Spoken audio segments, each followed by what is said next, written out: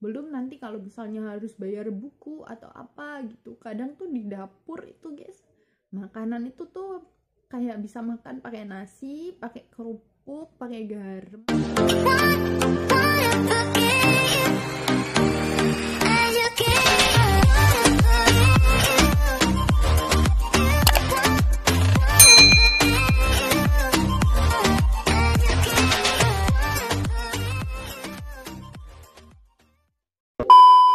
Bismillahirrahmanirrahim. Allahumma sholli ala sayyidina Muhammad wa ala ali sayyidina Muhammad. Allahumma sholli ala sayyidina Muhammad wa ala ali sayyidina Muhammad. Allahumma sholli ala sayyidina Muhammad wa ala ali sayyidina Muhammad. Rabbi shrah li sadri wa yassir li amri wahlul 'uqdatam min lisani yafqahu qawli. Allahumma sholli ala sayyidina Muhammad wa ala ali sayyidina Muhammad. Amin. Allahumma amin. Bismillahirrahmanirrahim. Assalamualaikum warahmatullahi wabarakatuh semuanya.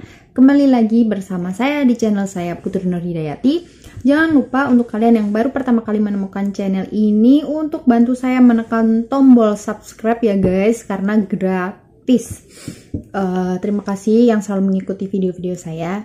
Jadi pada kesempatan yang kali ini saya mau membahas tentang, untuk kalian ya yang belum tahu siapa sih saya, siapa sih dia, siapa sih mbak, siapa sih elu, siapa sih bun gitu. Terus saya mau menanggapi tentang banyak banget orang yang selalu bilang kita pernah perkenalan gak sih guys? Perkenalan cuma sebatas nama gitu ya mungkin ya. Jadi saya itu Putri Nur Hidayati. Umur saya sekarang itu banyak. Semoga sampai panjang umur, Masya Allah, amin. Gitu.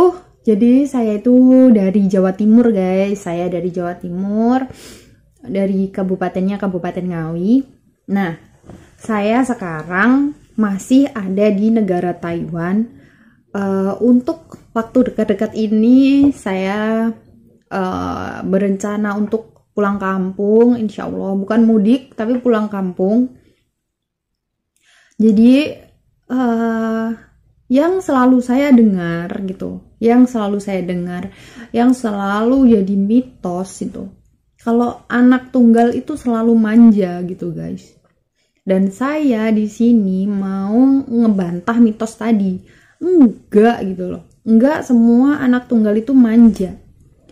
Kalau misalnya anak tunggal yang terlahir dari keluarga yang kaya raya atau keluarga yang selalu berkecukupan, mungkin itu mungkin banget. Tapi saya, alhamdulillahnya, Allah memberikan saya kesempatan lahir dari keluarga kecil yang sangat sederhana, bahkan dari kalangan menengah ke bawah lah. Bapak saya petani, ibu saya juga buruh tani gitu. Jadi kalau untuk saya untuk dikasih embel-embel saya itu anak manja, itu tuh nggak saya banget. Jadi guys, terus kalau ada orang gitu ngomong anak tunggal kok mau sih gitu jadi TKW ke Taiwan gitu. Banyak banget juga yang tanya ke saya gitu guys ya. Kamu tuh di Taiwan tuh kuliah apa kerja sih gitu? Emang masih ada pantas ya wajah-wajah saya itu wajah anak kuliahan gitu? Saya udah berumur guys, saya di sini kerja gitu. Terus kalau dibilang anak tunggal kok mau gitu jauh-jauh kerja sampai ke sini gitu? Ya semua ini ya ada apa ya guys? Ada kebutuhan yang harus ada alasannya lah. Setiap apa pilihan orang memutuskan untuk memilih sesuatu pasti ada alasannya gitu. Kalau kalian tanya kenapa kamu anak tunggal kok mau gitu ninggalin orang tua jauh sampai ke sini gitu. Itu jawaban yang saya sendiri nggak pernah saya sampein ke orang tua saya gitu guys. Jadi saya anak tunggal dan saya tuh tahu gitu orang tua saya itu dari saya kecil sampai saya sekarang itu pengorbanan mereka membesarkan saya itu seperti apa, keras likunya itu saya tahu gitu. Jadi kayak saya sendiri berpikir saya harus punya uang untuk Jadi saya tuh punya mimpi gitu guys, pengen segera bangun rumah buat orang tua gitu. Jadi pas saya lulus SMA nih, saya tuh bukan anak kuliahan guys, saya nggak paham kalau kalian tanya tentang kuliahan itu gimana gitu. Saya tuh lulusan SMA, saya lulus tahun 2015, lulus SMA, lalu saya sebenarnya ibu saya yang mengobsesikan saya untuk kerja ke luar negeri. Kayak beliau itu ngomong kalau kerja di sana itu, tetangga-tetangga kan banyak guys yang kerja ke luar negeri itu, kalau orang kampung mah. Kerja di luar negeri itu bisa beli ini, bisa beli itu gitu kan. Lalu saya juga mikir, kalau gaji segitu mungkin saya bisa kali ya cepet bisa bangun rumah buat ibu bapak saya gitu. Dan waktu itu tuh saya daftar ke Korea, pengen kerja ke Korea gitu. Tapi qadarullah, Allah nggak mengizinkan saya untuk berangkat. Nggak tahu ya guys, dari awal udah daftar itu ada rasa kayak males banget gitu. Dan ternyata saya udah belajar di situ 1 tahun, udah bayar biaya administrasi lah, apalah gitu. Belajar di situ 1 tahun, dan ujiannya untuk tes Koreanya itu tuh ditunda untuk tahun depan. Alasannya karena yang lulus tahun kemarin itu belum banyak yang berangkat gitu, belum banyak yang diterbangkan gitu. Dan saya tuh kayak mikir gini guys, untuk saya pakai logika saya sendiri sebagai orang kecil yang nggak begitu pinter banget. Kalau saya di situ udah satu tahun setelah lulus sekolah ya guys, saya situ belajar bahasa Korea untuk tes. Karena kalau yang bisa berangkat itu kan yang lulus itu ada itunya guys, sertifikat kelulusan bahasa. Iya betul itu. Terus kalau misalnya saya harus nunggu tahun depan, berarti sekitar 2 tahun dong saya belajar bahasanya. Ya itu kalau iya nanti saya ujian tes bahasanya lulus. Kalau udah lama-lama gitu, ditunggu lama-lama ujiannya nggak lulus pula, ya udah kosong kan. Kayak saya lebih ke gimana ya guys, bukan negative thinking ya, tapi kayak saya nggak mau ambil resiko yang terlalu besar gitu loh. Saya takut umur saya tuh keburu tua, belum bisa ngasilin apa-apa gitu buat orang tua, ya kan. Terus di situ kayak misalnya udah lulus, dapat sertifikat. Nah, sertifikatnya itu cuma berlaku 2 tahun, guys. Cuma berlaku 2 tahun. Kalau misal dalam 2 tahun itu belum dapat panggilan kerja ke Korea, itu juga nggak hangus gitu loh. Harus ujian lagi gitu. Itu terlalu, gimana? Kalau menurut saya terlalu buang-buang waktu. Saya nggak bisa gitu digituin. Dan akhirnya saya lari ke Taiwan deh. Ya bukan lari juga pakai pesawat, tapi maksudnya lari ke proses kerja ke Taiwan gitu. Dulu kalau ada yang tanya kenapa kok nggak kuliah, satu, saya nggak mau ngerepotin orang tua, saya nggak mau kuliah pakai uangnya orang tua, itu saya udah nggak mau banget. Soalnya saya tahu banget waktu saya SMA, SMP itu tuh perjuangan buat bayar sekolah, buat bayar apa itu tuh orang tua tuh udah kayak sulit gitu guys, susah gitu.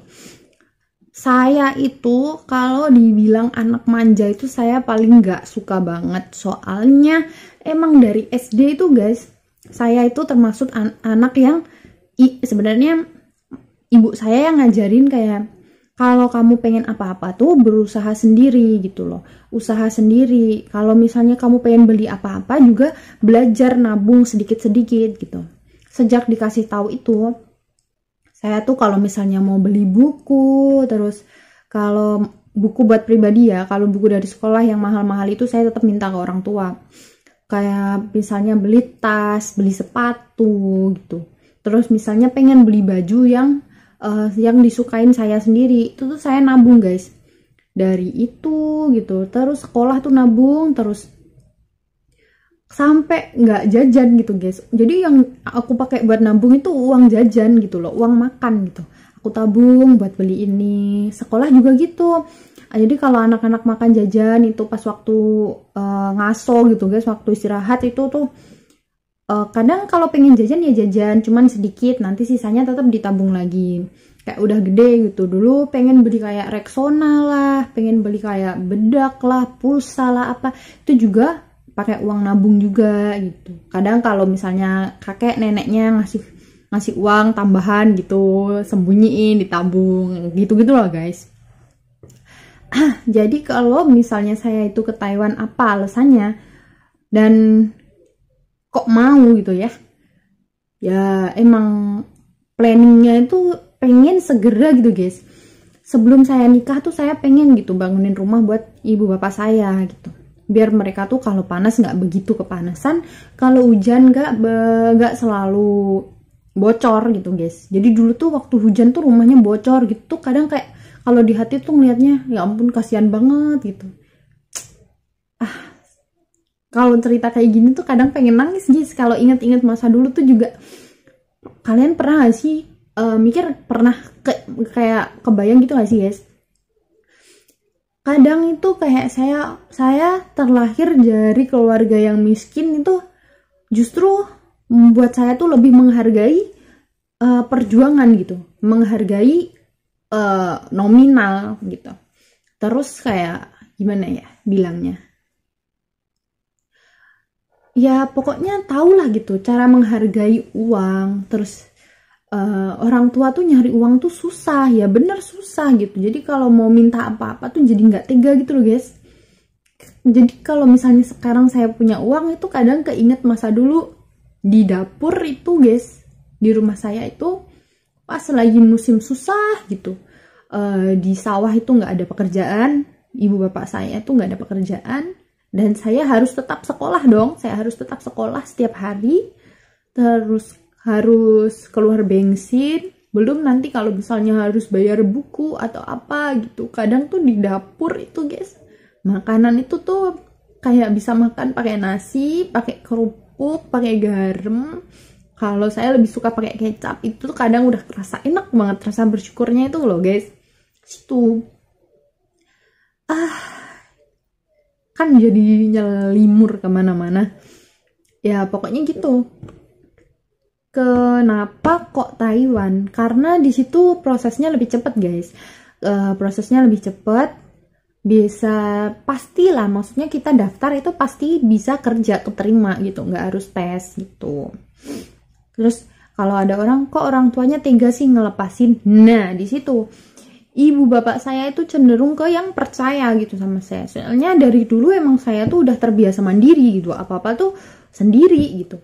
Walaupun kalau saya di rumah itu ya, kayak di rumah itu kayak cenderung ke yang di rumah aja, di dalam rumah aja gitu. Terus kalau misalnya main ke rumah teman gitu, main ke rumah teman malam itu tuh padahal deket banget, orang naik sepeda doang. Itu nanti jam 7 gitu, jam 7 padahal udah berapa jam ya, nggak lama itu, pokoknya udah jam 7, setengah 8 atau jam 8-an itu tuh bapak saya tuh pasti nyamperin gitu, pulang udah malam gitu. Gitu guys.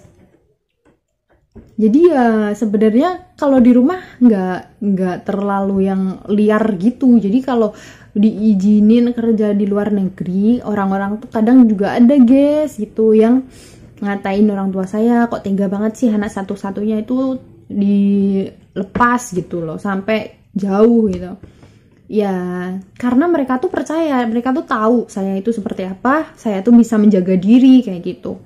Dan saya tuh kesini juga buat mereka juga gitu. Jadi ya ikhlas-ikhlas aja. Seperti itu. Dan sebenarnya kalau dibahas tentang orang tua ya, saya sebagai anak tunggal tuh sebenarnya saya bukan anak tunggal yang deket banget sama ibu bapak kayak yang permasalahan semua masalah itu cerita sama ibu bapak, apalagi masalah tentang hati gitu, masalah tentang cinta gitu ya. Dulu waktu saya kenal dengan cinta-cinta monyet itu ya, saya juga nggak pernah tuh cerita sama ibu saya kayak anak-anak yang lain, anak tunggal-tunggal yang lain yang apa-apa tuh ibunya tahu gitu, apa-apa tuh selalu laporan sama ibunya. Saya nggak gitu guys, soalnya dari dulu emang ibu saya itu didik saya tuh keras gitu loh, cenderung ke galak sih. Tapi semuanya ya niatnya baik, saya tahu lah gitu.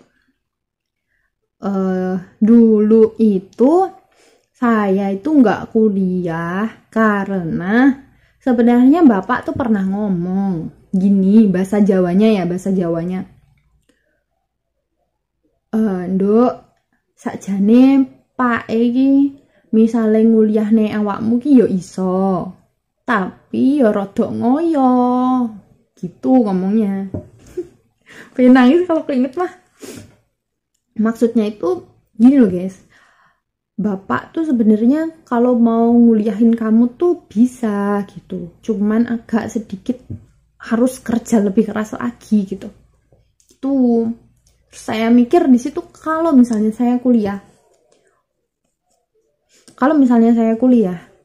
di usia saya yang segitu, terus kuliah minimal 3 tahun lah ya guys, 3 tahun. Kuliah 3 tahun, nanti lulus, nanti kalau misalnya sarjana, usia saya segitu, terus saya harus mencari pekerjaan. Kan saya dulu kan pengennya jadi perawat ya guys. Itu pun juga karena angan-angan ibu saya. Jadi perawat. Kuliah misal 3 tahun. Nanti kalau misalnya kerja di rumah sakit gajinya segitu, saya harus mengembalikan beban guys. Saya tuh punya beban gitu loh. Saya harus mengembalikan biaya kuliah ibu bapak saya yang nggak murah gitu. Itu pun untuk kerja di rumah sakit harus berapa lama supaya saya bisa balikin modal kuliah tadi gitu. Terus nanti di umur saya yang segitu, misalnya saya kerja bisa sampai umur 27, 26 gitu. Belum nanti kalau misalnya saya kenal laki-laki pengen nikah gitu. Sementara ibu bapak saya tuh belum ngasih apa-apa gitu, belum bisa bangunin rumah, belum bisa beliin apa-apa gitu. Tuh jadi kayak beban banget dulu ya, waktu masih lulus itu beban banget gitu. Dan ya udah saya ngambil jalan pintasnya ini, saya jadi TKW ke luar negeri, uangnya dikumpulin buat bangun rumah ibu bapak, pulang, insya Allah pengen jadi pengusaha aja gitu, pengusaha yang sukses guys. Sebenarnya saya itu dari belajar dari Ipo Santoso ya. Saya tuh sebenarnya kayak berpikir kayak saya tuh nggak terlalu terobsesi jadi orang kaya gitu. Ya udahlah, yang penting kayak yang pokok itu tercukupi, terus nggak terlalu kesusahan, terus kayak ya udah yang penting hidup mah bahagia gitu kan, bersyukur gitu kan, tergantung rasa syukur kita itu tadi. Tapi saya mengikuti beliau, Ipo Santoso, terus beliau kayak ngomong gini, intinya tuh gini, oke, kalau kamu menjadi orang miskin, mungkin kamu bisa bersyukur, tapi kamu tidak bisa membahagiakan orang lain gitu. Terus gue mikir juga, oh iya, kalau di sisi ini, kalau misalnya saya jadi orang miskin, mungkin saya bisa bersyukur dan saya bisa bertahan. Tapi bagaimana saya bisa membahagiakan ibu bapak saya gitu? Bagaimana saya bisa mencukupi kebutuhan mereka saat mereka tua nanti? Seperti itu. Jadi kayak saya di sini mulai mikir, oh iya ya gitu. Jadi saya jadi TKW nggak apa-apa lah guys. Nggak ada sangkutannya sih sama anak tunggal. Ya walaupun sedikit lah ya, tapi ya udah nggak apa-apa lah. Kan kata Habib Novel, muliakanlah orang tuamu, nanti biar Allah yang memuliakan kamu. Jika kamu memperlakukan orang tuamu seperti raja, nanti Allah yang akan memperlakukanmu seperti raja. Seperti itu. Terima kasih buat kalian yang nonton video ini. Jangan lupa subscribe, like, dan komen. Terima kasih. Wassalamualaikum warahmatullahi wabarakatuh.